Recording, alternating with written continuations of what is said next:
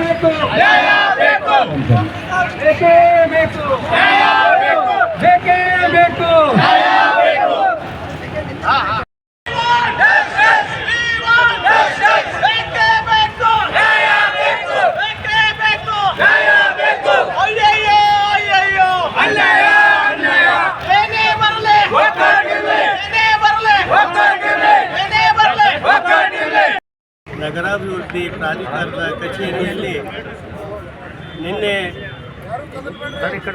ಪ್ರಾಧಿಕಾರದ ಆಯುಕ್ತರಿಗೆ ಮತ್ತು ಲೋಕೋಪಯೋಗಿ ಇಲಾಖೆಯ ಸೂಪ್ರೆಂಟ್ ಇಂಜಿನಿಯರ್ ಅವರ ಮೇಲೆ ಕಪ್ಪು ಮಸಿ ಬಳಸುವುದರ ಮೂಲಕ ಅವರ ಮೇಲೆ ಹಲ್ಲೆಯನ್ನು ಮಾಡಲಿಕ್ಕೆ ಮುಂದಾಗಿರ್ತಕ್ಕಂಥ ಕಿಡಿಗೇಡಿಗಳ ಅವಮಾನೀಯ ಪ್ರಕರಣಕ್ಕೆ ನಾವು ಇವತ್ತು ರಾಜ್ಯ ಸರ್ಕಾರಿ ನೌಕರರ ಸಂಘ ಇವತ್ತು ತೀವ್ರವಾಗಿ ಖಂಡಿಸ್ತೀವಿ. ಇವತ್ತು ಕಲಬುರಗಿ ಜಿಲ್ಲೆಯಲ್ಲಿ ಅನೇಕ ಅಧಿಕಾರಿಗಳ ಮೇಲೆ ನೌಕರರ ಮೇಲೆ ತೊಂದರೆಗಳನ್ನು ದೌರ್ಜನ್ಯಗಳು ಇವತ್ತು ಮುಂದುವರಿತಾ ಇವೆ. ಇವತ್ತು ನಾವು ಮಾನಸಿಕವಾಗಿ ಹಿಂಸೆ ಅನುಭವಿಸ್ತಕ್ಕಂಥ ಕೆಲಸ ಇವತ್ತು ಜಿಲ್ಲೆಯಲ್ಲಿ ಮುಂದುವರಿತಾ ಇದೆ.